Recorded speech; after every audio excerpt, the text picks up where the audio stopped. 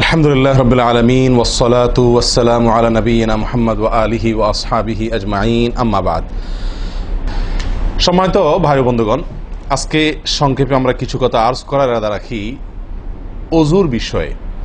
ওযুতে আমাদের যে সমস্ত ভুল ত্রুটিগুলো সচরাচর হয়ে থাকে সে বিষয়ে সামান্য কিছু কথা আর্জ করার ইরাদা রাখি। ওয়া মা তাওফীক ইল্লা বিল্লাহ।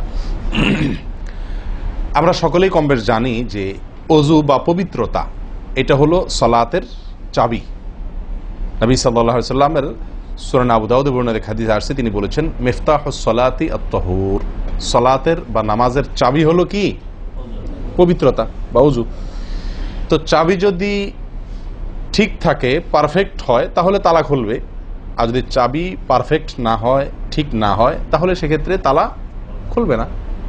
ওই চাবি দিয়ে আপনি ঘরে প্রবেশ করতে পারবেন না।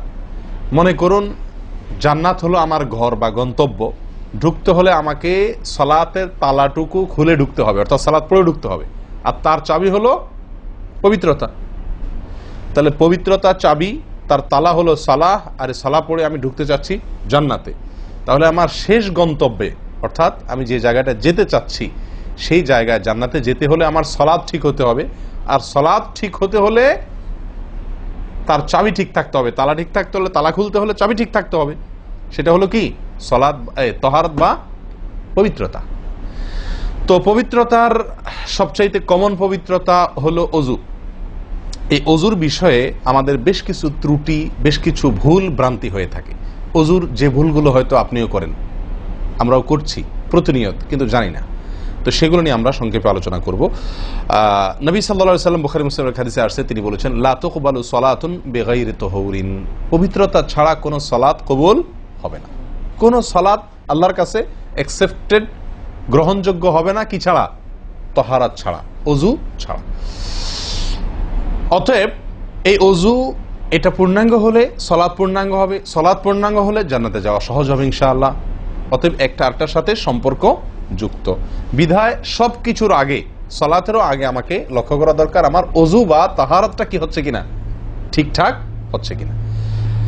প্রিয় ভাইরা, ওযু দুই প্রকার। একটা হলো কোন রকম ওযু, আরেকটা হলো পূর্ণাঙ্গ ওযু। একটা হলো কোন রকম ওযু, আরেকটা হলো কি? পূর্ণাঙ্গ ওযু। পূর্ণাঙ্গ ওযু যেটা, এটাকে হাদিসের ভাষায় বলা হয়েছে ইসবাগুল ওযু। পূর্ণাঙ্গভাবে ওযু করা, এটাকে বলা হয়েছে ইসবাগুল ওযু, অর্থাৎ ওযুকে পরিপূর্ণভাবে করা। আরেকটা হলো যেন তেন ভাবে, কোন কোন রকম ভাবে ওযু সেরে ফেলা। আমরা সাধারণত সারাদিন যে ওযুটা করি, সারা জীবন যে ওযুটা করে আসছি, সেটা হলো যেন তেন ওযু বেশিরভাগ লোকের। ইল্লা মান রাহিমা রব্বি, হাতে গোনা কিছু লোক আমরা আছি যারা ইসবাগুল ওযুর যে নির্দেশ সেটা পালন করতে সক্ষম হয়েছি, অর্থাৎ ওযুটা পূর্ণাঙ্গ করতে পেরেছি। প্রিয় ভাই বন্ধুগণ, ইসবাগুল ওযু এর নির্দেশ নবী সাল্লাল্লাহু আলাইহি ওয়াসাল্লাম বিভিন্ন জায়গায় দিয়েছেন, বিভিন্ন জায়গায় বহু হাদিসে আসছে। তোমরা ওযুকে আসবিগুল ওযু, আসবিগুল ওযু, তোমরা ওযুকে পরিপূর্ণ করো, ওযুকে পূর্ণাঙ্গভাবে করো, সঠিকভাবে করো, যথাযথভাবে করো। তার মানে নবী সাল্লাল্লাহু আলাইহি ওয়াসাল্লাম জানতেন যে ওযুতে যথার্থতার খেলাফ প্রচুর পরিমাণে হয়ে থাকে, আর সেজন্য তিনি সাবধান করেছেন আসবিগুল ওযু, অর্থাৎ ওযুকে তোমরা পূর্ণাঙ্গভাবে করো, সুন্দরভাবে করো, যথার্থভাবে করো। কথা কি বুঝাতে পারছি? যেহেতু ওযুর বিষয়ে আমাদের গাফলতি আছে বা গাফলতি থাকার কথা, সেজন্য নবী সাল্লাল্লাহু আলাইহি ওয়াসাল্লাম আমাদেরকে বলেছেন ওযু করো, এটা না, বলেছেন আসবিগুল ওযু, অর্থাৎ আকমিলুল ওযু, ওযুকে পরিপূর্ণভাবে করো, সুন্দরভাবে করো, যথাযথভাবে করো।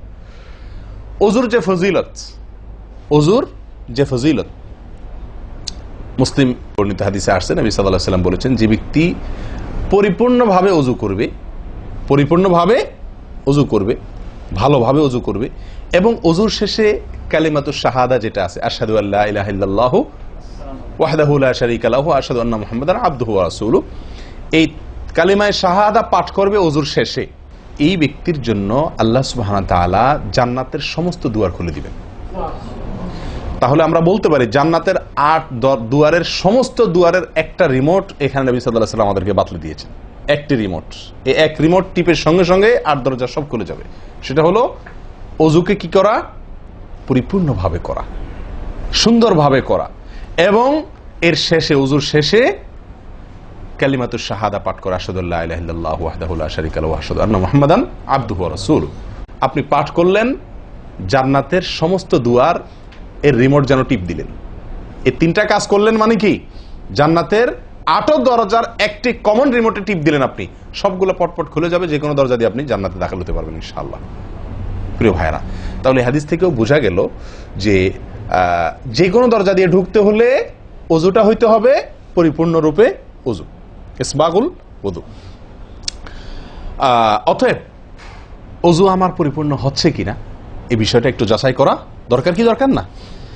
প্রিয় ভাইরা, নবী সাল্লাল্লাহু আলাইহি ওয়াসাল্লাম সূরা আবু দাউদের এক হাদিসে বলেছেন, ইন্নাহা লা তাতিম্মু সালাতু আহাদিকুম হাত্তা ইউসবিগাল ওযুআ কামা আমারাহুল্লাহ। তোমাদের কারোর সালাত ততক্ষণ পর্যন্ত পরিপূর্ণ হবে না, সালাত ততক্ষণ পর্যন্ত সুন্দর হবে না, পূর্ণাঙ্গ হবে না, সালাতে পূর্ণতা আসবে না, যতক্ষণ না তোমরা ওযুকে ঠিক আল্লাহ যেভাবে করতে নির্দেশ করেছেন ওইভাবে পরিপূর্ণভাবে না করো। আল্লাহ সুবহানাহু ওয়া তাআলা যেভাবে ওযু করতে বলেছেন ওইভাবে পরিপূর্ণ রূপে ওযু না করা পর্যন্ত তোমাদের সালাত পূর্ণতা পাবে না। তাহলে সালাতের পূর্ণতা পাওয়ার জন্য ওযুটি হইতে হবে, ওযু না শুধু। আমরা জানি যে সালাতের জন্য ওযু করতে হয় না, ওযু করলেই শুধু সালাতের পূর্ণতা আসবে না, ওযুটা হইতে হবে আল্লাহ যেভাবে নির্দেশ করেছেন সেভাবে, যথাযথ উপায়ে এবং সঠিকভাবে। প্রিয় ভাইরা, এখন আসি আমরা ওযুতে কি ভুলগুলো আমাদের এমন হয় যেগুলোর কারণে আমাদের ওযুর পূর্ণতা নষ্ট হতে পারে। তার ভিতরে 1 নম্বরের ভুল হলো, যেটি আমাদের হয়ে থাকে ওযুর ক্ষেত্রে অনেকেরই, সেটা হলো বিসমিল্লাহ পাঠ না করা। ওযুর শুরুতে কি পাঠ করতে হয়? বিসমিল্লাহ। আপনি যখন হাত ধুয়ে তো ওযু শুরু করবেন, 2 হাতের কবজি 2 হাতে ওযু শুরু করবেন না, প্রথম কাজ, তার আগে আপনি কি করবেন? বিসমিল্লাহ। বিসমিল্লাহ বলে হাত ধুয়ে তারপর ওযু শুরু করবেন। বহু লোক আছি আমরা ওযুখানায় ওই গল্প করতেছি, আড্ডা মারতেছি, কথাবার্তা বলতেছি, এই বলতে বলতে ওযু শুরু করে দিছি, তাহলে বিসমিল্লাহ কখন পড়তেছি? বিসমিল্লাহটা অনেক সময় অমনোযোগিতার কারণে, অবহেলার কারণে, অন্যমনস্কতার কারণে বিসমিল্লাহটা অনেক সময় আমরা বলতে ভুলে যাই। অথচ এই বিসমিল্লাহ পাঠ করা ওযু শুরুতে অনেক বিশেষজ্ঞ আলেমের মতে ফরজ। অনেকে বলেন বিসমিল্লাহ পাঠ না করলে ওযুই হবে না, আপনি যদি ভুলে বাদ দেন ওযু হলো না। যদিও সংখ্যাগরিষ্ঠ ওলামাদের মতে এটা না, তাদের মতে বিসমিল্লাহ পাঠ করা এটা ওযুর সুন্নাহ। এটা হলো ওযুর কি? সুন্নাহ। এটা আপনি যদি বিসমিল্লাহ বলে যদি ওযু শুরু করেন তাহলে ওযুটার ভিতরে পূর্ণাঙ্গতা আসলো। ওযুটার ভিতরে কি আসলো? পূর্ণাঙ্গতা আসলো। ওযুটার ভিতরে ওযুটা আপনার হৃষ্টপুষ্ট হলো। এই ওযুতে ইনশাআল্লাহ আপনার সালাত পূর্ণাঙ্গ হবে, যে সালাত আপনাকে জান্নাতে নিয়ে যাবে ইনশাআল্লাহ। তাহলে ওযুর শুরুতে একটা প্রাথমিক ভুল হলো বিসমিল্লাহ ভালো করে না পাঠ করা। নবী সাল্লাল্লাহু আলাইহি ওয়াসাল্লাম বলেছেন, ইবনে মাজাহ হাদিস, লা ওযুআ লিমান লাম ইয়াযকুর ইসমাল্লাহি আলাইহি। ওই ব্যক্তির ওযু হবে না, হাদিসটি সহিহ। নবী সাল্লাল্লাহু আলাইহি ওয়াসাল্লাম বলেছেন, ওই ব্যক্তির ওযু হবে না যে ব্যক্তি ওযুর শুরুতে আল্লাহর নাম নেয় নাই, বিসমিল্লাহ বলে নাই। এখন ওযু হবে না বলা হয়েছে।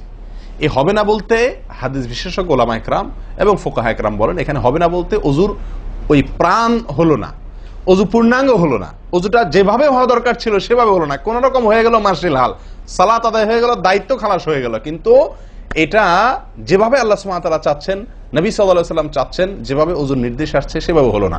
যদি আমি বিসমিল্লাহ পাঠ না করি, তাহলে বোঝা গেল ওযু করার সময় আপনি কারোর সাথে কথা বলছেন, খোশ গল্প করছেন, মোবাইলে আলাপ করছেন, অন্য কোনো ব্যস্ততায় আছেন, অন্য কোনো ধ্যানে আছেন, ওই অবস্থায় হাত ধুয়ে ওযু শুরু করে দিলেন, বিসমিল্লাহ পাঠ করলেন না। এটা হলো একটা ত্রুটি। এই ত্রুটি আমাদের হয় কিনা মাঝে মধ্যে? অনেকে তো আছেন নিয়মিতই করেন না, অনেকে আছেন করেন কিন্তু ওই যে অন্য মানুষকে হয়ে গেলে হাত ধুয়ে শুরু করে দিয়েছেন আর বিসমিল্লাহ আর বলেন নাই। তাহলে আপনি যে কোনো কাজের শুরুতে বিসমিল্লাহ বললেন কি না বললেন সেটা এত বেশি গুরুত্বপূর্ণ না, যত বেশি গুরুত্বপূর্ণ ওযুর শুরুতে বিসমিল্লাহ পাঠ করা, কারণ এটার জন্য পৃথক নির্দেশ এসেছে। এমনি তো একটা কমন নির্দেশ আছে, নবী সাল্লাল্লাহু আলাইহি ওয়াসাল্লাম বলেছেন, কুল্লু আমরিন জিবারিন লাম ইবদা বিবিসমিল্লাহ ফাহুয়া আবতার ওয়া ফি রিওয়ায়াতিন ফাহুয়া আকতা। যে কোনো গুরুত্বপূর্ণ কাজ আল্লাহর নাম দিয়ে শুরু না করলে সেটা অপূর্ণাঙ্গ থাকে, কাজটা অর্ধেক থাকে, অর্ধেকা থাকে, অপূর্ণাঙ্গ থাকে, পূর্ণাঙ্গতা আসে না যে কোনো ভালো কাজ। কিন্তু ওযুর বিষয়ে নবী সাল্লাল্লাহু আলাইহি ওয়াসাল্লামের আলাদা নির্দেশ আছে, ওযু হয় না এমন কথা তিনি বলেছেন। তাহলে বোঝা গেল ওযুর শুরুতে বিসমিল্লাহ পাঠের উপরে আমাদের সাবধান হতে হবে। এখন একটা সমস্যা হলো, আমরা আজকাল বেশিরভাগ লোক ওযু করি হলো টয়লেটের মধ্যে, আর টয়লেটের মধ্যে আল্লাহর নাম নেওয়া নিষেধ, ঠিক না ঠিক? টয়লেটের মধ্যে আল্লাহর নাম নেওয়া নিষেধ, জায়েজ নাই। তাহলে আমাদের ওযু যদি টয়লেটে আপনার বাথরুমের ভেতরে যে কি করি ওযু করি, তাহলে আমি বিসমিল্লাহ বলতে পারবো না কারণ আল্লাহর নাম নেওয়া বাথরুমে নিষেধ, টয়লেটে নিষেধ, আবার বিসমিল্লাহ না বললে আমার ওযুটাও পূর্ণাঙ্গ হচ্ছে না, তাহলে আমি করবোটা কি? বলেন সমাধানের পথ কি? কি করব? কি নিষেধাজ্ঞা অমান্য করে বিসমিল্লাহ বলবো, নাকি আপনার বিসমিল্লাহ ছেড়ে দেব? তাতে তো ওযু আবার পূর্ণাঙ্গ হবে না, দুইটাই সমস্যা না? এই জন্য উত্তম এবং সবচেয়ে ভালো হলো ওযুটা বাহির করার চেষ্টা করবেন। বেশিরভাগ জায়গাতে, সব জায়গাতে কম বেশ, বাথরুম টয়লেটের ভেতরে যদি বেসিন থাকে তো বাইরেও টেপ বা বেসিনের ব্যবস্থা থাকে না? থাকে না? বিশেষ করে বাসা বাড়িতে অথবা অফিস আদালতে দেখা যায় যে ওই টয়লেটে অনেক সময় আমরা কি করে ফেলি, ওযু করে ফেলি। এটা উচিত না, এটা একটা ভুল আমাদের। ওযু আমরা করব বাহিরে। কেন? কারণ টয়লেটে ওযু করতে গেলে আল্লাহর নাম নিতে হচ্ছে, আর আল্লাহর নাম নেওয়া নিষেধ। আমি সেখানে আল্লাহর নাম নিতেও পারছি না, আর নাও নিতে পারছি না। যদি নেই তাহলে আল্লাহর নাম নিয়ে গুনাহ করছি টয়লেটে, আর যদি না নেই তাহলে আমার ওযুটা অপূর্ণাঙ্গ থেকে যাচ্ছে। ঠিক না ঠিক? এই জন্য আমরা উত্তম হলো ওযু করব কোথায়? বাইরে এসে যে কোনো টেপে। কথা কি বুঝাতে পারছি? বাইরে এসে একান্ত যদি কখনো আপনি বাধ্য হয়ে যান, বাইরে ভিড় নাই, ব্যবস্থা, সেটা ভিন্ন কথা। আর বাসা বাড়িতে যদি এরকম কোনো বাসা বাড়িতে যে বাইরে কোনো সিস্টেম নাই, আপনার নিজের বাসা না, আপনি ঠিক করতে পারতেছেন না, তো কমপক্ষে বেসিন এবং আপনার টয়লেটের কমোডের মাঝখানে কি দিব? একটা পর্দা বা ওয়াল কোনো কিছু দিয়ে নিব ইনশাআল্লাহ। কথা বুঝতে পারছি ভাই? আল্লাহ তাআলা আমাদের সকলকে এই বিষয়টি লক্ষ্য করার তৌফিক দান করেন। তাহলে ভাই আমরা বিসমিল্লাহ পাঠ করব ওযু শুরুতে, লক্ষ্য করব ইনশাআল্লাহ যাতে করে ওযু শুরুতে বিসমিল্লাহ পাঠে ভুল না হয়। মনে থাকবে তো ইনশাআল্লাহ? আল্লাহ আমাদের তৌফিক দান করেন। দ্বিতীয় যে ভুলটি হয় ভাই, 100-99 জনের বলবো, তার চেয়ে বেশি হতে পারে, হাজারের ভিতরে 10 জন মানুষের হয় কিনা আমার সন্দেহ আছে এই কাজটা সঠিকভাবে করতে পারি না। সেটা হলো ওযুর সময় মিসওয়াক করা। ওযুর সময় কি করা ভাই? মিসওয়াক করা। এটি এত গুরুত্বপূর্ণ সুন্নাত যে নবী সাল্লাল্লাহু আলাইহি ওয়াসাল্লাম বলেছেন, বুখারীর হাদিস, লাউলা আন আশুক্কা আলা উম্মতি লা আমারতুহুম বিসওয়াকি ইনদা কুল্লি ওযু। বুখারীর হাদিস। নবী সাল্লাল্লাহু আলাইহি ওয়াসাল্লাম বলেন, আমার উম্মতের জন্য যদি কঠিন না হতো, তাদের জন্য কষ্টের কারণ না হতো, তাহলে আমি তাদেরকে বাধ্যতামূলক করে দিতাম, ফরজ করে দিতাম কি? প্রত্যেক ওযুর সময় মিসওয়াক করা। প্রত্যেক ওযুর সময় মিসওয়াক করা, এটা বাধ্যতা করে দিতাম যদি তাদের কষ্টের কারণ বাধ্যতামূলক করে দিলে তখন এটা তাদের জন্য প্রতি ওয়াক্তে মিসওয়াক করাটা তাদের জন্য বাধ্যতামূলক হয়ে গেলে এটা ছাড়া ওযু হতো না, তখন তারা বিপদে পড়ে যেত, বেশি কষ্ট হয়ে যেত। ওযুতে যদি এখন মনে করেন 10টা 15টা 20টা ফরজ নবী সাল্লাল্লাহু আলাইহি ওয়াসাল্লাম ঠিক করে দিন, তাহলে 20টা 15টা 20টা 25টা ফরজ আদায় করে ওযু করা একটু কষ্ট হয়ে যেত না? 5 বার দৈনিক একটু আমাদের জন্য ঝামেলা হয়ে যেত কিনা? নবী সাল্লাল্লাহু আলাইহি ওয়াসাল্লাম সেদিকে লক্ষ্য করে আমাদেরকে কি করলেন না? সহজ করে দিলেন, অর্থাৎ ফরজ করলেন না। তার মানে কি করলেন? সুন্নাহ এর অন্তর্ভুক্ত করলেন। কিন্তু তার হাদিস থেকে, তার বক্তব্য থেকে বোঝা যায় যে ওযুর সময় মিসওয়াকের গুরুত্ব তার কাছে কত বেশি ছিল। নবী সাল্লাল্লাহু আলাইহি ওয়াসাল্লামের কাছে ওযুর সময় মিসওয়াক করার গুরুত্ব কত বেশি ছিল সেটা এই হাদিস থেকে বোঝা যায় কি যায় না? তিনি চাইছেন আমাদেরকে ওযুর সময় মিসওয়াকের নির্দেশটা বাধ্যতামূলক করতে, শুধু করেন নাই কেন? আমাদের কষ্টের দিকে লক্ষ্য করি। এই হাদিস থেকে নবী সাল্লাল্লাহু আলাইহি ওয়াসাল্লাম যে চাচ্ছেন মনে প্রাণে আমরা যেন ওযুর সময় মিসওয়াক করি, এটা বোঝা যায় কি যায় না? ভাই আমরা বিশেষ করে আরবিয়ানদেরকে দেখি, স্পেশালি সৌদি আরবে আমরা যারা আছি দেখি যে সৌদিদের প্রত্যেকের পকেটে কি থাকে? মিসওয়াক থাকে, এবং তারা সারাক্ষণ মিসওয়াক করে। এটা যেমন আমার দাঁতের মাড়ির জন্য উপকারী, ন্যাচারাল আপনার রস, মিসওয়াকের রস কর যেটা আসে, বিশেষ করে তিতা তিতা জাতীয় হলে আরো বেশি ভালো হয়। এটা আমাদের দাঁতের জন্য যেমন উপকার হয়, তেমনি ভাবে দাঁতকে পরিষ্কার রাখে, দবদবা রাখে, দুর্গন্ধ দূর করে, অনেক দুনিয়াবী উপকারিতা আছে। আর এর পাশাপাশি আপনি যতবার মিসওয়াক করছেন ততবার নবী সাল্লাল্লাহু আলাইহি ওয়াসাল্লামের এই আদেশটি আপনার পালন হচ্ছে। ওযুটা, বিশেষ করে ওযুর সময় মিসওয়াক করলে আপনার ওযুটা কি হচ্ছে? যেই ওযুতে তালা খুলবে সুন্দরভাবে এবং আপনি জান্নাত পর্যন্ত যেতে পারবেন, সে ওযু হবে যদি আপনি তাতে কি করতে পারেন? ওযুর মধ্যে সময় মিসওয়াক করতে পারেন। ভাই কার কার পকেটে মিসওয়াক আছে? আছে সাথে কারো? তো আপনারা আসার সময় আসছেন যে ওযু করেন নাই? কি বলেন? মিসওয়াক আছে কার কার? আলহামদুলিল্লাহ, একজন পাওয়া গেল। আর ভাই ওযুর সময় মিসওয়াক এটি আমরা ছেড়ে দিয়েছি। এই আমলটা আমাদের মধ্যে নাই বললেই চলে। কি বলেন? এই আমলটাকে পুনর্জীবন দেওয়া যায় কি না? যায় না? অন্য কারোর জন্য না, আমার নিজের জন্য। আমি মিসওয়াক করব, তার উপকারিতা আমি নিজে পাবো, দুনিয়াতে পাবো, মানি ভালো থাকবে, মুখে দুর্গন্ধ দূর হবে, মুখ পরিচ্ছন্ন হবে, আখেরাতে পাবো নবী সাল্লাল্লাহু আলাইহি ওয়াসাল্লামের সুন্নাহ পালনের মাধ্যমে। ওযু সুন্দর হবে, ওযু সুন্দর হলে সালাত ঠিক হবে, সালাত ঠিক হলে জান্নাতে যেতে পারবো। তাহলে একটা একটার সাথে সম্পর্কযুক্ত। মেসওয়াক করবো তো ইনশাআল্লাহ? একদম উঠে গেছে মেসওয়াক। ওযুর সময় মেসওয়াক করতে আমাদের দেশি ভাইদেরকে দেখাই যায় না একেবারে বললে চলে। প্রিয় ভাইরা, আপনারা কি জানেন নবী সাল্লাল্লাহু আলাইহি ওয়াসাল্লামের জীবনের শেষ আমল কি ছিল? মেসওয়াক ছিল। নবী করিম সাল্লাল্লাহু আলাইহি ওয়াসাল্লামের জীবনের শেষ আমল, যে আমলের পরে আর কোনো আমলের সুযোগ পান নাই, এই আমলের পরে তিনি দুনিয়া থেকে বিদায় নিয়ে গেছেন, তার জীবনের লাস্ট আমল কি ছিল? মেসওয়াক। তিনি আয়েশা রাদিয়াল্লাহু তাআলা আনহার কোলে মাথায় রেখে শুয়েছিলেন মৃত্যুর ঠিক আগ মুহূর্তে। শরীরে আর শক্তি ছিল না মেসওয়াক চিবানোর মতো, নতুন মেসওয়াক চিবায়া ওটাকে নরম করবেন এই শক্তিটা ছিল না। আল্লাহ রাসূল সাল্লাল্লাহু আলাইহি ওয়াসাল্লাম আয়েশা রাদিয়াল্লাহু তাআলা আনহাকে দিলেন, আয়েশা মেসওয়াকটা আমাকে একটু চাবায়া দাও। তিনি চাবায়া নরম করে দিলেন। এরপর নবী সাল্লাল্লাহু আলাইহি ওয়াসাল্লাম মেসওয়াকটা করলেন। বাস, এই মেসওয়াকের পরে তার মৃত্যু এবং এই মেসওয়াকের মাঝখানে আর কোনো আমল করার সুযোগ ছিল না। ভাই, কত গুরুত্বপূর্ণ আমল বোঝা উচিত। ওযুর সময় মেসওয়াকটা উঠে গেছে, আমরা কি করবো ইনশাআল্লাহ? সবসময় মেসওয়াক পকেটে রাখবো তো ইনশাআল্লাহ? ওযুর সময় মেসওয়াক কখন করবেন, এটা নিয়ে ওলামাদের দুটি মত পাওয়া যায়। বেশিরভাগ ওলামাদের মত এবং বিশুদ্ধ মত হলো কুলি করার সময় আমরা মেসওয়াক করব। কুলি করার সময় আপনি বিসমিল্লাহ বলে হাত ধুলেন, এরপরে কুলি করলেন। মেসওয়াক করতে হবে এভাবে, সোজাসুজি, উপরে নিচে না, পাশাপাশি, ঠিক আছে? মেসওয়াক দিয়ে এভাবে আপনি খুব বেশি সময় করা দরকার না, একটা ঘষা দেন উপরের মাড়িতে, আরেকটা ঘষা দেন নিচের দাঁতে, দিয়ে এবার একবার কুলি করে ফেলান, ঠিক আছে? আবার মেসওয়াক দিয়ে একটা ঘষা দেন, আবার একটা ঘষা দেন, আবার কুলি করে ফেলেন। এভাবে 3 বার মেসওয়াক করেন, 3 বার কুলি করেন, বাস সুন্নাত আদায় হয়ে গেল। কথা কি বুঝাতে পারছি?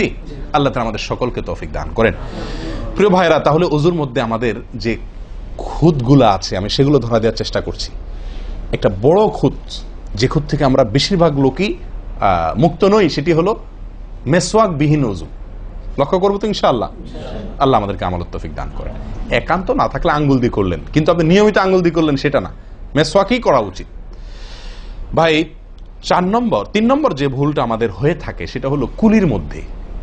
দেখেন প্রত্যেকটা কাজেই কিন্তু আমি একটা একটা করে আপনার দেখাচ্ছি ওযুর, প্রত্যেকটা কাজে আমাদের ত্রুটিগুলো হয় কিভাবে দেখেন। কুলির সময় ভুল হয়। কি ভুল হয়? কুলিটা যেভাবে করার কথা সেভাবে আমরা করি না। হাদিসে কুলির বিষয়ে নির্দেশ এসছে, সেটাকে বলা হয়েছে মদমাদা। মদমাদা আরবি শব্দ, এটার বাংলা অর্থ হয় কুলি করা বা কুলকুচি করা বা কুলকুচা করা। এই কুলি বা কুলকুচা এটা হলো মুখের ভিতরে আপনি হাতের কোষে করে পানি নিয়ে মুখে নাড়বেন, এরপরে ফেলবেন, আবার হাতে নিবেন, কিছু সময় নাড়বেন, 1 সেকেন্ড হোক 2 সেকেন্ড হোক, এরপরে ফেলবেন। এটা হলো কুলি বা কুলকুচা। আমরা বেশিরভাগ সময় এরকম করি আলহামদুলিল্লাহ। যখন ব্যস্ত থাকি, যখন হুলস্থুল থাকে, কোনো সময় কোনো কাজের তাড়া থাকে, তখন অনেক সময় আমরা কি করি? হয় কি না হয় না? মুখে নিলাম আর ঢাললাম, মুখে নিলাম আর ঢাললাম। আমি জানি না আপনাদের হয় কিনা এরকম। আমি দেখছি এরকম অনেক সময় হয়। আপনারা একমত কিনা? নিলাম মানে ব্যস্ততার কারণে হয়তো জামাত শেষ হয়ে যাচ্ছে বা অন্য কোনো কারণ আছে, অথবা দেরিতে আসছি, তো তখন মুখের ভিতর নেওয়া আর ফেলাও, নেওয়াও আর ফেলাও, এতে কুলি হবে না। হাদিসে যে কুলির নির্দেশ আসছে সেই কুলি হবে না। এটা মুখে পানি দিলেন আর বাইর করলেন, এটাতে কুলি হইতে হলে আপনাকে মুখে পানি দিবেন, নাড়বেন। ভাই, কুলিটা কেন করতে বলা হয়েছে? মুখের ভেতরটা কি করার জন্য? পরিষ্কার করার জন্য। আপনি যদি মুখে পানি নেন আর বাইর করেন, তাহলে কি মুখ পরিষ্কার হবে? আপনাকে তো মিনিমাম 1-2 সেকেন্ড হলেও নাড়তে হবে জিনিসটা, পানিটা, তাহলে আপনার মুখটা কি হবে? পরিষ্কার বা পরিচ্ছন্ন হবে। আল্লাহ তাআলা আমাদেরকে আমলের তৌফিক দান করেন। ভাই, তাহলে কুলির ত্রুটিটা বুঝতে পারছেন তো? তাড়াহুড়া করে অনেক সময় মুখে পানি নিয়ে ফেলে দিই আমরা, এটা করা যাবে না। নাম্বার 4, নাকে পানি দেওয়া। দেখেন একটা একটা করে দেখেন, প্রত্যেকটাতে ত্রুটি আছে। আল্লাহুল মুস্তাআন। নাকে পানি দেওয়া, নাকে পানি দেওয়ার যে নির্দেশ আসছে হাদিসে, এটাকে বলা হয় ইস্তেনশাক। ইস্তেনশাক, ইস্তেনশাক আরবি ব্যাকরণ অনুযায়ী এটা বাবে ইস্তিফআলের মাসদার বা ক্রিয়ামূল, যেটার মধ্যে এক্সট্রা ভাবে টানা, আকর্ষণ করার অর্থ যার মর্মের ভিতরে আছে। তো ইস্তেনশাক শব্দের মূল অর্থ হলো পানি টানা, নাকে পানি টানা। আমরা নাকে পানি টানি না, দেইও না। ধান খেতে পানি দেওয়া হয়, আর লাল শাকের খেতে পানি ছিটানো হয়, ঠিক না? ঠিক। লাল শাক বা মূলার শাকের খেতে পানি ছিটানো হয়, আর ধান খাত বেশিরভাগ ইরি ধান ইত্যাদি এই সমস্ত ধান খেতে পানি দেওয়া হয়। তাহলে দেওয়া আর ছিটানো বেশ কম আছে কি নাই? একটা হলো দেওয়া, একটা হলো ছিটানো, আর একটা হলো টানা। টানা হলো এ ক্লাসের অজুতে নাকে পানি টানবেন, বি ক্লাসের অজুতে নাকে পানি দিবেন, থার্ড ক্লাসের অজুতে নাকে পানি ছিটাবেন। আমি কি বুঝতে পারছি? তো আমরা বেশিরভাগ লোক থার্ড ক্লাসের অজু, সারা জীবন থার্ড ক্লাসের অজু করি। আপনি থার্ড ক্লাসের অজু করে আপনি জান্নাতে যাবেন? ফার্স্ট ক্লাসে থাকেও তো যাইতে কঠিন হয়ে যায়। আপনি থার্ড ক্লাসের অজু করে কিভাবে আপনি সালাতের খুলবেন, তালা খুলবেন, কিভাবে আপনি জান্নাতে যাবেন? অতএব ভাই, এই নাকে পানি দেওয়ার বিষয়ে সাবধান থাকতে হবে। দেখুন, নিয়ম হলো আপনি হাতের কোষে পানি নিয়ে নাকে ধরলেন, নাকে ধরে হালকা কি করবেন? টান দিবেন, হালকা টান দিবেন, হালকা টান। কারণ একটু জোরে টান হয়ে গেলে সেটা কি হয়ে যাবে? নাকের তালুতে উঠবে, আপনার কষ্টের কারণ হবে। শরীয়ত আপনাকে কষ্ট দিতে চায় না, শরীয়ত আপনাকে কষ্ট দিতে চায় না। আল্লাহ সুবহানাহু ওয়া তাআলা চান না আমরা কোনো কষ্টে নিপতিত হই। অতএব আমি এমন জোরে টান দেবো না যে নাকের তালুতে উঠে, কিন্তু হালকা একটু টান দেবো যাতে করে অন্তত সামান্য একটু ভেতরে পানিটা যায়। নাকে পানি দেওয়ার উদ্দেশ্য আর কুলি করার উদ্দেশ্য এক। নাকে পানি দেওয়ার উদ্দেশ্য হলো নাকের ভেতরের যে ময়লাগুলা, ধারে কাছে যে ময়লাগুলা আছে, এগুলো যেন পরিষ্কার হয়ে যায়। আল্লাহর দরবারে দাঁড়াবো পরিচ্ছন্ন হয়ে, পবিত্র হয়ে। হ্যাঁ, এই জন্য নাকে পানি দেওয়ার নির্দেশ আছে। এখন আপনি যদি নাকে পানি কোষ নিয়ে ধরে একটু হালকা টান দেন, তাহলে ভিতরে কিছুটা পানি যাবে কি যাবে না? এটা আপনাকে করতে হবে। নাম্বার 2, এটা যদি আপনি করতে কষ্ট হয়, টান দিলে, আপনি আস্তে টান দিলেও উপরে উঠে যায়, তো দরকার নেই। তাহলে আপনি কি করেন? নাকে পানি দেন। নাকে পানি কিভাবে দিবেন? নাকটাকে অন্তত পানির মধ্যে কি করে রাখেন? চুবাই রাখেন, 1 সেকেন্ড চুবাই রাখেন, কিছু দূর পানি যাবে কিনা। আমি কি বুঝতে পারছি? আমরা অনেকে বিশেষ করে আমি দেখছি ওযু করার সময় নাকে পানি ছিটান। কিভাবে পানি ছিটান? ওই যে কষে করে পানি নিয়ে, লক্ষ্য করছেন আপনারা? এভাবে নিয়ে এরকম মারে পানিটা, এরকম মারলে সেটা কি হলো? ছিটানো হলো। হাদিসে যে ইস্তেনশাকের কথা বলা হয়েছে সেটা হলো না। আপনি সারা জীবন ওযু করলেন, অথচ আপনার কখনো নাকে পানি দেওয়ার সুন্নাহটি আদায় হলো না। সারা জীবন, আজীবন আপনার ওযুটি হয়ে গেল সুন্নাহ ছাড়া। আমি কি বুঝতে পারছি? অতি প্রিয় ভাই বন্ধুগণ, এই বিষয়টা খুব লক্ষ্য রাখতে হবে যে নাকে পানি দেওয়ার ক্ষেত্রে আমাদের ত্রুটি হয়, পানিটা ভেতরে যায় না। অনেক সময় আমরা ছিটা দেই, বা অনেক সময় দিলেও কোন রকম দিয়েই ছেড়ে দিই। দিয়ে ছেড়ে দিলে তো হবে না, আপনার ভেতরে অন্তত যতদূর সম্ভব ততদূর পানিটা, এই নরম অংশটা তত নিতে হবে, আপনি উপরে উঠানোর দরকার নেই। আমি কি বুঝতে পারছি? এটা একটা ত্রুটি হয় ওযুর ক্ষেত্রে। দেখুন, ওযুটা পূর্ণাঙ্গভাবে কি হচ্ছে না, কত ভাবে দেখেন। প্রিয় ভাইরা, এটা গেল একটা ভুল ইস্তেনশাকের বিষয়। এই বিষয়ে নবী সাল্লাল্লাহু আলাইহি ওয়াসাল্লাম একটা আলাদা নির্দেশ আছে দেখেন, যাতে আমরা নাকে পানি দেওয়াটা ভালোভাবে করি। উনি হয়তো জানতেন বা দেখছেন যে মানুষ নাকে পানি দেওয়াতে গাফলতি করে, ত্রুটি করে, ওই যে ছিটাছিটির কাজ করে। তিনি বলেছেন, সহিহ বুখারীর হাদিস, না আফওয়ান আবু দাউদের হাদিস, নবী সাল্লাল্লাহু আলাইহি ওয়াসাল্লাম বলেছেন, আসবিগিল ওযুআ, ওই একই কথা, তোমরা ওযুকে পরিপূর্ণভাবে করো। ওয়াখাল্লিল আসাবি' ওয়া বালিগ ফিল ইস্তিনশাক ইল্লা আন তাকুনা সাইমান। নাকে পানি দেওয়ার সময় খুব ভালোভাবে নাকে পানি দিবা তোমরা। যদি তুমি রোজাদার হও তাহলে ভিন্ন কথা, তাহলে খুব বেশি ভালো করে নাকে পানি দিতে যেও না, কারণ তখন পানি উপরের দিকে উঠে গলা হয়ে তোমার পেটে যেতে পারে, রোজা ভঙ্গ হতে পারে। আমি কি বুঝতে পারছি? তাহলে আপনি নাকে পানি দিবেন, কিন্তু আপনি কি করবেন না, রোজাদার হলে তখন শুধুমাত্র ভালোভাবে নাকে পানি দিতে পারবেন না। আর এছাড়া অন্য সময় কি করবেন? নাকে পানি দেওয়ার ক্ষেত্রে ভালোভাবে দিতে বলা হয়েছে। ভালোভাবে দেওয়ার মানে কি? ছিটাইলে হবে? কোন রকম দিলে হবে? টান দিবেন, না পারলে অন্তত যতটুকু সম্ভব নাক চুবায়া আপনি ভেতরে পানিটা কিছু দূর হলেও নেওয়ার চেষ্টা করবেন। লক্ষ্য রাখবেন তো ইনশাআল্লাহ। আল্লাহ আমাদেরকে সকলকে আমলের তৌফিক দান করেন। প্রিয় ভাইরা, তাহলে নবী সাল্লাল্লাহু আলাইহি ওয়াসাল্লামের নির্দেশ আছে আলাদা, যে তোমরা নাকে পানি দেওয়ার ব্যাপারে কি করবে? ভালোভাবে নাকে পানি দিবে। আল্লাহ আমাদেরকে আমলের তৌফিক দান করেন। আরেকটি ভুল ভাই, নাকে পানি দেওয়া একটা আমল, নাক ঝাড়া আরেকটা আমল। নাকে পানি দেওয়া এটা একটা নির্দেশ, আর নাক ঝাড়া আরেকটা নির্দেশ। আমি কি বুঝতে পারছি? কুলি করা একটা আমল, হাত ধোয়া একটা আমল, হাতের কবজি পর্যন্ত 2 হাতের বিসমিল্লাহ বলা, তারপর তো এটা আছেই। এরপরে মেসওয়াক করা একটা আমল, কুলি করা আরেকটা সুন্নাহ, কুলির পরে নাকে পানি দেওয়া বা নাক দিয়া পানি টানা আরেকটা আমল, এরপরে নাক ঝাড়া আরেকটা আমল। আমি কি বুঝতে পারছি? নাক ঝাড়া এটাকে বলা হয় হাদিসের ভাষা ইস্তিনসার। ইস্তিনসার, ঝাড়া। এই নাক ঝাড়ার ক্ষেত্রে বিরাট ভুল হয় ভাই। ভুল, সবচেয়ে বড় ভুল তো এটা যে নাক ঝাড়াটা অনেকে ঝাড়েই না, ওই যে ছিটায় দেয় বস শেষ।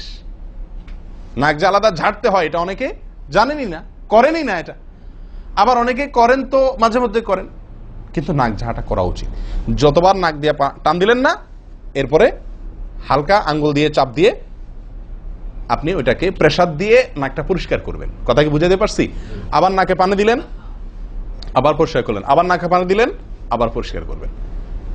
ভাই এটা হলো নাক ঝাড়া। এই বিষয়ে নবী সাল্লাল্লাহু আলাইহি ওয়াসাল্লামের নির্দেশ আছে। দেখুন সহিহ বুখারীতে আসছে, তিনি বলেন ইযাস্তাইকাযা আহাদুকুম মিন মানামিহি, যদি কেউ ঘুম থেকে উঠে, যদি কেউ ঘুম থেকে উঠে ফাতাওয়াদ্দা, এরপর সে ওযু করতে যায়, ফালইয়াস্তানসির সালাসান, তাহলে সে যেন 3 বার নাক ঝাড়ে, নাক পরিষ্কার করে। কেন? ফাইন্নাশ শাইতানা ইয়াবিতু আলা খাইশুমিহি, কারণ নাকের যে বাঁশি উপরের ছিদ্র, এই জায়গাটায় শয়তান রাত্রি যাপন করে। শয়তানের বেডরুম আপনার নাকের বাঁশি, বুঝতে পারছেন? শয়তানের বেডরুম হলো আমাদের নাকের বাঁশি। নবী সাল্লাল্লাহু আলাইহি ওয়াসাল্লাম বলছেন এই জায়গাটা সে অবস্থান নেয় এবং এই জায়গায় গিয়া মোটামুটি আমাদেরকে ব্রেন ওয়াশ করে, যে শুয়ে থাক, আরাম কর, যত ওয়াসওয়াসা দেওয়া দরকার, তার যে ডিউটি সেটা সে পালন করে, কুকামের যত বুদ্ধি দেওয়া দরকার, কিন্তু তার এই ঘাঁটি হলো আমাদের নাকের বাঁশি। ওযুর সময় যদি আমরা এটাকে সুন্নাহ পালন করতে গিয়ে এটাকে ঝাড়ি, তাহলে শয়তান দূর হয়ে যায়। কথা বুঝতে পারছি ভাই? এই বিষয়ে আরো কয়েকটি হাদিস আছে, যে হাদিসগুলো দ্বারা বোঝা যায় যে শয়তানের অবস্থান এই জায়গাটাতে থাকে মানুষের দেহে। তো আপনি যদি শরীরটাকে ফুরফুরে করতে চান, শয়তান ওয়াসওয়াসা থেকে ফ্রেশ হয়ে যেতে চান, তাহলে আপনার নাক ঝাড়ার আমলটার ব্যাপারে গুরুত্ব দিতে হবে। কথা বুঝতে পারছি ভাই? তাহলে ওলামা ইকরাম বলেন এই হাদিসে তো ঘুম থেকে উঠে ওযু করার ক্ষেত্রে বলা হয়েছে, তো এর মানে শুধু ঘুমের জন্যই এটা খাস নয়, ঘুম থেকে উঠে আপনি ওযু করলে সে ওযুতে এটা বেশি গুরুত্বপূর্ণ, কিন্তু অন্য সকল ওযুতেই বিষয়টি আমলযোগ্য বা সুন্নাহ। অতএব আমরা নাকে পানি দেব একটা আমল, আবার না কি করব, ঝাড়বো আরেকটা আমল। ভাই এরপরে আসি আরেকটি গুরুত্বপূর্ণ আমল যেটি হয় না, বা আরেকটি ত্রুটি ওযুতে, সেটি হলো আঙ্গুল খেলাল না করা। ওযুতে কি না করা? আঙ্গুল খেলাল না করা। আঙ্গুল খেলাল হলো হাত এবং পায়ের আঙ্গুলের যে চিপাগুলো আছে, এই চিপাগুলোতে পানি পৌঁছানোর জন্য, পানি পৌঁছানোটা নিশ্চিত করার জন্য কি করতে হবে? এক হাতের আঙ্গুলকে অন্য হাতের আঙ্গুলের চিপায় ঢুকায়া এভাবে কি করতে হবে? একটু হালকা নাড়তে হবে, যাতে করে জায়গাটাতে চিপাটাতে পানি গেছে এটা কারণ এই চিপাগুলোতে পানি নাও যেতে পারে শুকিয়ে থাকার কারণে। তো আপনি যদি একটু নাড়া দেন পানির ভিজা আঙ্গুল দিয়া, তাহলে ইনশাআল্লাহ ওখানে পানি পৌঁছানোটা মোটামুটি নিশ্চিত হয়ে যাবে। ঠিক না ঠিক? তাহলে এই জিনিসটা অনেক সময় আমরা করি না, অথচ নবী সাল্লাল্লাহু আলাইহি ওয়াসাল্লামের নির্দেশ আছে আলাদা। তিনি বলেছেন, আবু দাউদের হাদিস, আসবিগিল ওযুআ ওয়া খাল্লিল বাইনাল আসাবি', ওযুকে পরিপূর্ণভাবে করো। আর ওযুকে পরিপূর্ণভাবে করার একটি অন্যতম কাজ হলো আপনার আঙ্গুলের মাঝে কি করা? খেলাল করা। তিনি বলেছেন তোমরা আঙ্গুলের মাঝে খেলাল করবে, এক আঙ্গুলকে অন্য আঙ্গুলের মাঝে প্রবেশ করে পরিষ্কার করবে। এটা হলো হাতের আঙ্গুল। পায়ের আঙ্গুল কিভাবে করবেন? পায়ের আঙ্গুল তো আর এক আঙ্গুল অন্য পায়ের আঙ্গুল ঢুকাতে পারবেন না, সেটা করবেন হলো অন্য হাদিসে আসছে, এই যে কোন আঙ্গুল আছে না, কোন আঙ্গুল দিয়া সব চিপাগুলোতে কি করবেন? ঘষা দিবেন। কোন আঙ্গুল দিয়া আপনার সব পায়ের আঙ্গুল চিপাগুলোতে ঘষা দিবেন। ভাই আমরা কজনে করি এই খেলার আমলটা বলেন তো? পায়ের আঙ্গুল কোন আঙ্গুল দিয়া পায়ের আঙ্গুলের চিপা খেলাল করা, হাতের আঙ্গুল খেলাল করা কজনে করি আমরা বলেন? তাহলে এই ভুলগুলো আমাদের অহরহ হচ্ছে না ভাই? আমরা কি জান্নাতে যেতে চাই না?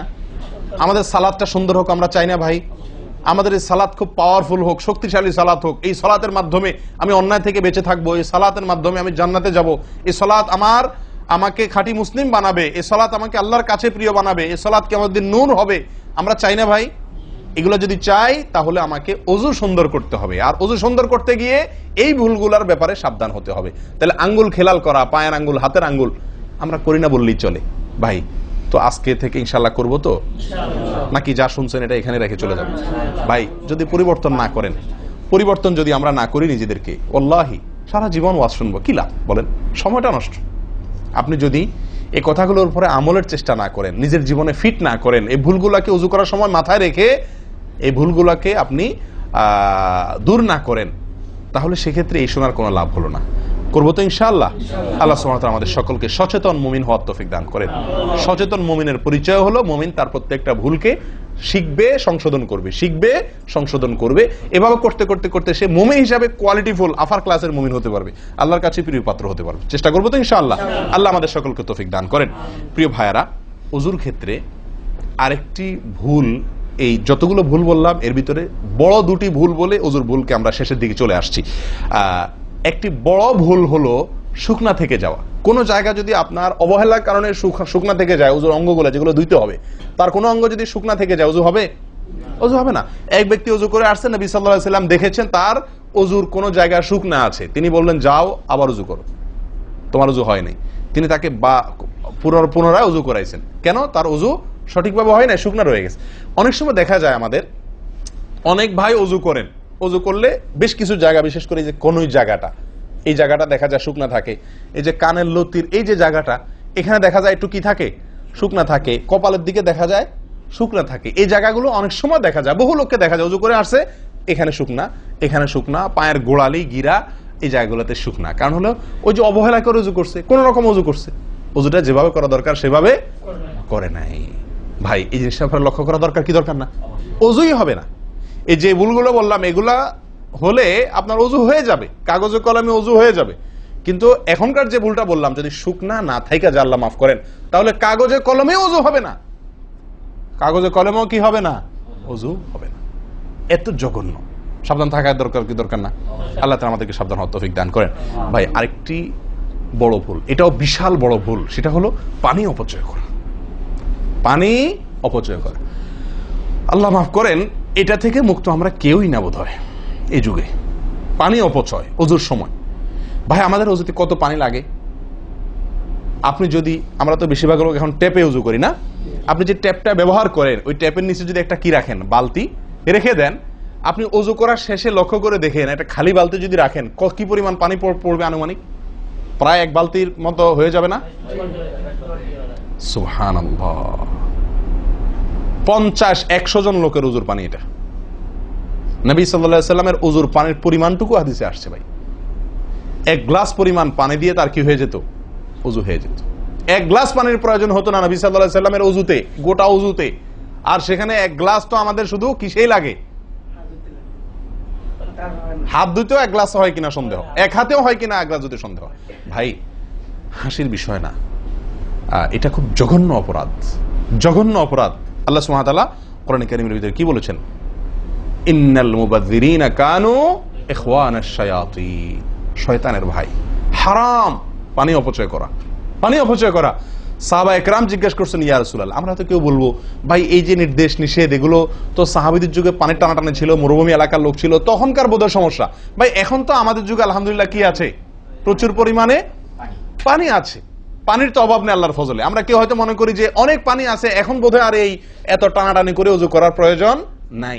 আমি বলবো না ভাই, এটা ভুল। সাহাবায়ে কেরাম জিজ্ঞেস করছেন নবী সাল্লাল্লাহু আলাইহি ওয়াসাল্লামকে, ইয়া রাসূলুল্লাহ, যদি আমরা সমুদ্রে থাকি, নৌকায় যাচ্ছি, জাহাজে যাচ্ছি, সমুদ্রে পানির কোনো অভাব নাই, সেখানে পানি ব্যবহারের ক্ষেত্রেও কি আমাকে হিসাব করে করতে হবে? অতিরিক্ত করলে হিসাব দিতে হবে? নবী সাল্লাল্লাহু আলাইহি ওয়াসাল্লাম হাবাচক উত্তর দিয়েছেন।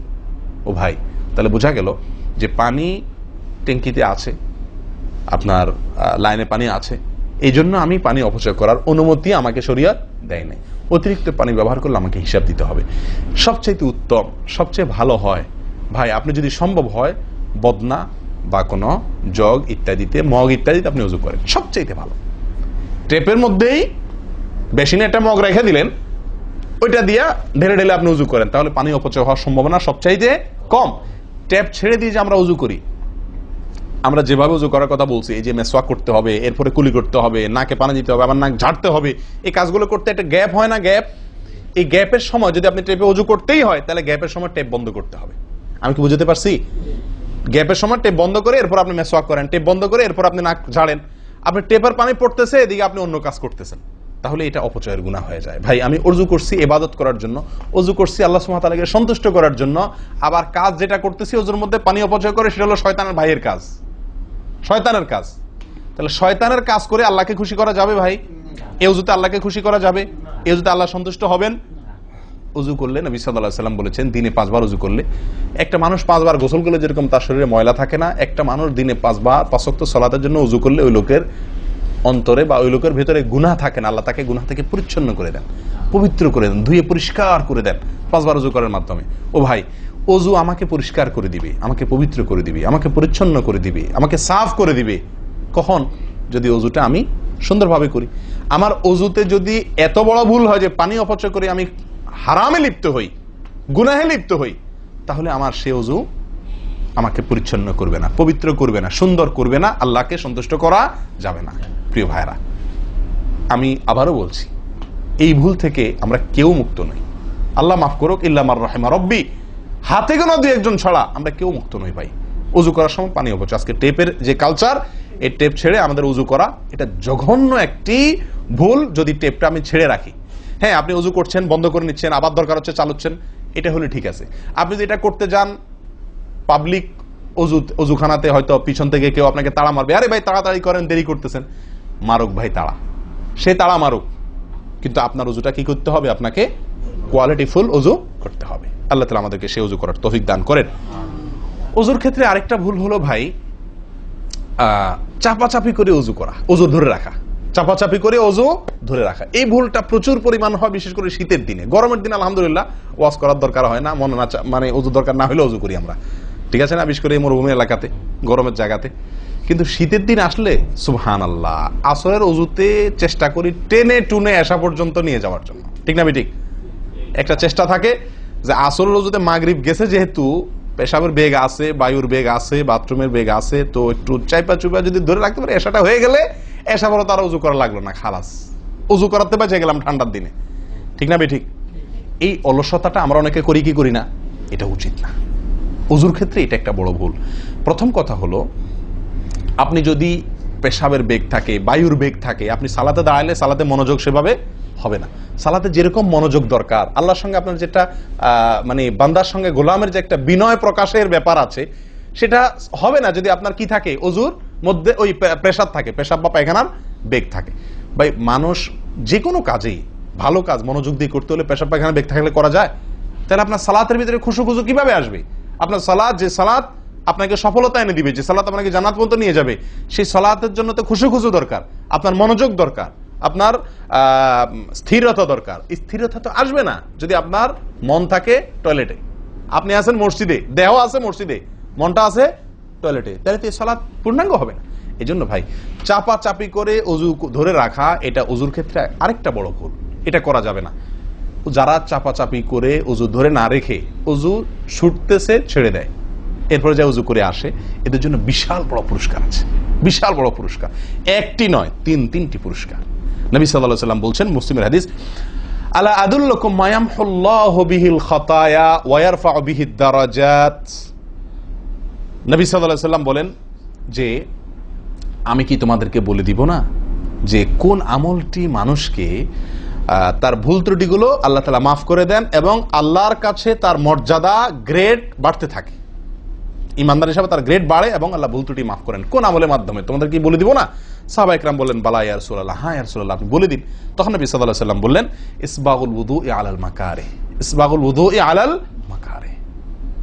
প্রথম আমল, অপছন্দ, কষ্ট, ঠান্ডা, শীত, অথবা পানির অভাব, কিনা বুঝু করতে হইতেছে, যে কোনো কষ্টকে উপেক্ষা করে, কষ্টকে সহ্য করে যে ব্যক্তি ওযু করে, ওযু আটকায় রাখে না, এই ব্যক্তি, তাকে আল্লাহ সুবহানাহু ওয়া তাআলা তার গুনাহ যেমন মাফ করবেন, তার মর্যাদাও আল্লাহ তাআলা বৃদ্ধি করে দিবেন। তাহলে বোঝা গেল, সাধারণ ওযু এটার চাইতে আপনি যদি ওযুকে কি করেন, আপনি যদি ওযুকে, কষ্টকে উপেক্ষা করে ওযু করেন, চাপাচাপি করে ওযু ধরে না রাখেন, ছেড়ে দেন, আবার ওযু করে আসেন, ফ্রেশ হয়ে আসেন, নামাজটা পড়েন, তাহলে ইনশাআল্লাহ আপনি দুটি পুরস্কার আল্লাহ তাআলার কাছ থেকে পাচ্ছেন। এক হলো গুনাহ মাফ, আর একটা হলো মর্যাদা বৃদ্ধি।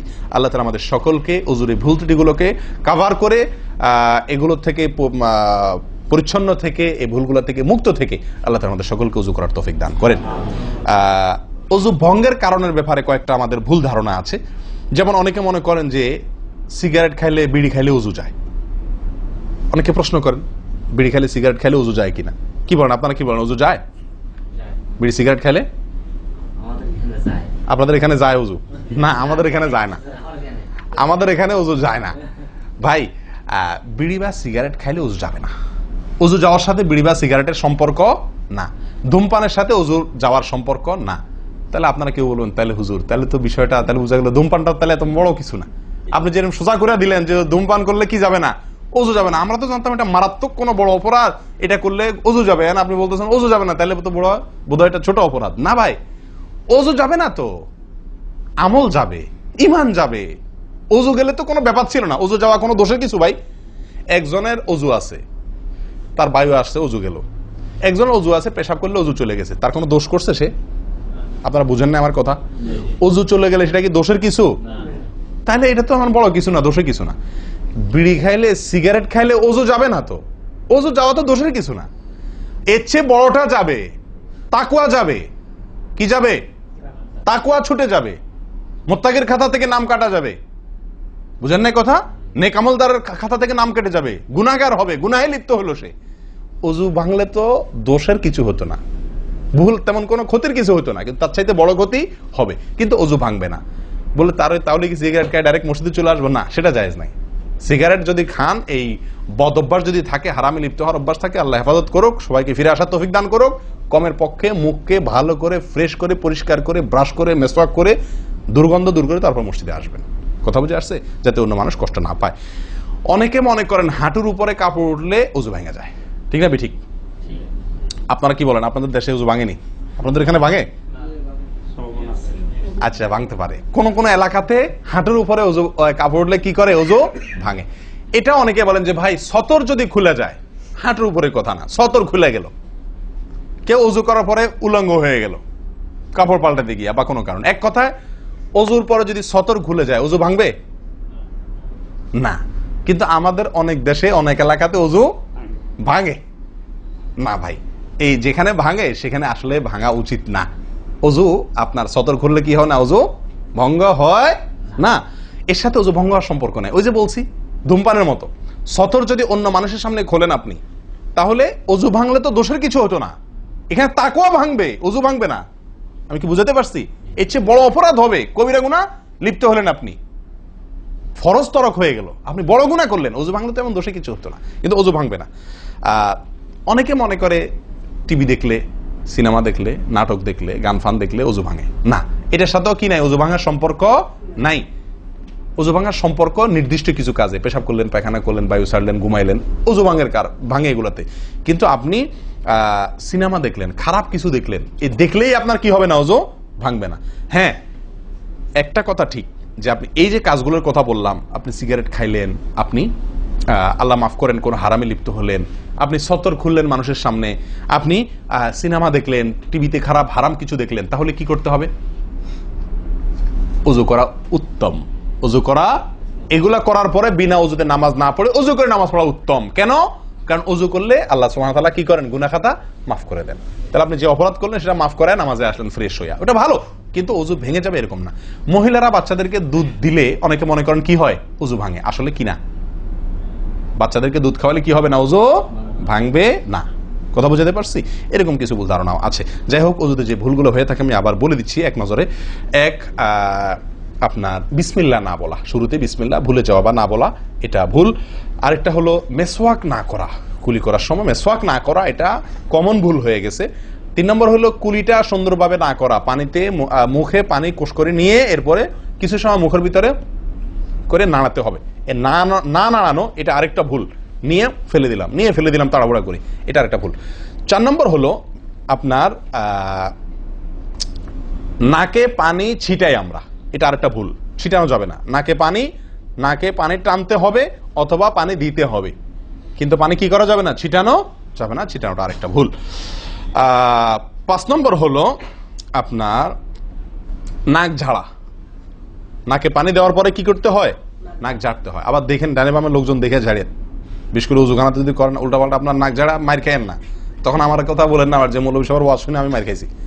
দেখেন, নাক ঝাড়ার সময় দেখে শোনা, আশপাশে দেখে নিজের নিয়ন্ত্রণে রেখে নাক ঝাড়াবেন, কিন্তু ঝাড়তে হবে। ঝাড়াটা একটা সুন্নাহ আমল, এটি বিলুপ্ত হওয়ার পথে। 6 নম্বর হলো ভাই আঙ্গুল খেলাল করা। কি করা? আঙ্গুল খেলাল করা।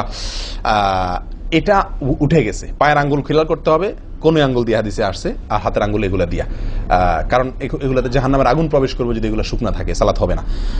এরপর আসি 7 নম্বর ভুল হলো আপনার সালাতের মধ্যে, এই ওযুর মধ্যে কোন অঙ্গ শুকনা থেকে যায়, বিশেষ করে গিরা। নবী সাল্লাল্লাহু আলাইহি ওয়াসাল্লাম বলেছেন ওয়াইলুল লিল আকাব মিনান নার, তোমরা পায়ের গিরা গোড়ালি এগুলোকে জাহান্নামের আগুন থেকে বাঁচাবা, অর্থাৎ এগুলোতে ভালো করে পানি পৌঁছানোর জন্য।